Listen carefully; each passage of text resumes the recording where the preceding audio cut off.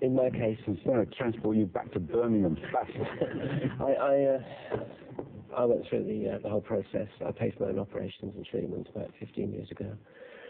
But I realise now that my reasons for requesting it to the private doctor I went to see, my reasons were wrong. I'd just been through several life traumas. My mum and dad had died. Two marriages, one divorce, and a mental breakdown. Lost my job, and I had too much on me, and I basically had a mental breakdown. And I was just desperate. And in my mind, my requesting gender reassignment was a form of suicide, and I now regret it, and it hasn't helped me at all. So you changed from a man to a woman, and you wish you hadn't. Was Russell involved? Yes, Russell was my doctor. So what are you saying? Russell gave you the wrong advice? Well, not the right advice? Without being too personal, I just don't think that he appreciated my real, true mental state, and perhaps I was too good an actor. What are you saying? You were rushed, or? I wasn't rushed by Dr. Reid, but I felt as though the whole process wasn't long enough for me to make a true decision.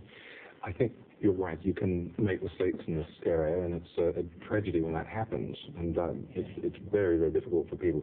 But fortunately, you do have to go through a very big mistake, though, isn't it? It's changes sex and get it wrong for whatever reason. I'm not saying you or she got it wrong, whoever got it wrong. It's a pretty thing.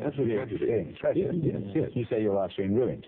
Yeah, basically. And also, I mean, I moved up to London from where I lived in Cornwall 2 years after the operation.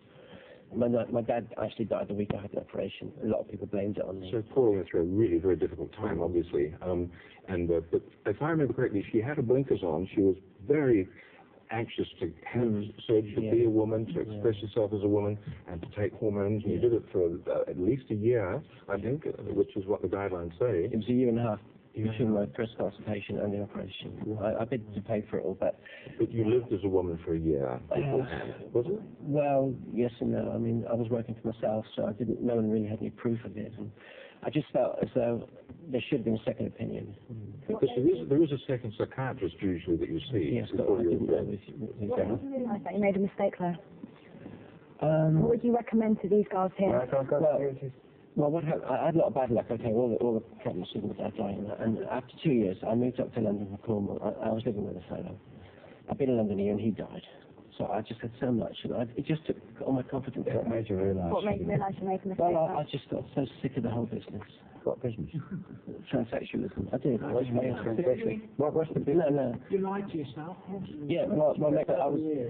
7 years would be the appropriate time. Well, before she had the operation. Yes. But Russell says the guidelines are one. Yeah. I mean, many people like Paula feel they made a mistake. No, there's very few. It's about 1 or 2 in 100. You can't reverse it like a vasectomy, can you? No, I'm serious. No, you can't reverse it. No. So she's stuck in all respect with being Paula. What are you? Well, I'm still Paula at the moment. But you don't feel like Paula, and you don't want to be Paula. Well, I don't want to be. I never was.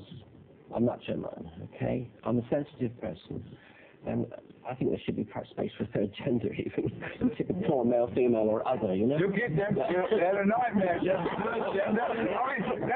It's just about coping with you lot. Don't give them another lot in. Clarence, just imagine, she's talking about third sex now. Guy, Clarence. You see, I mean, I agree.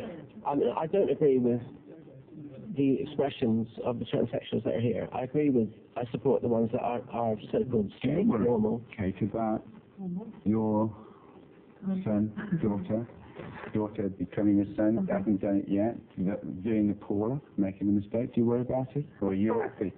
It's always that at the back of your mind. I think I worry more about this major surgery, and you would worry about that, whatever the surgery was. Yeah, but so that aspect, like I was saying to Marie, first of all, you're going into this, that itself can be dangerous, complications, you might not even come out of the anesthetic, that's a problem. We know. Leaving that to one side, are you worried that she knows what he wants to be? I trust Nikki because it's been like a gradual process, and I just wanted to say to the people at the back, if you have a child, you love that child unconditionally.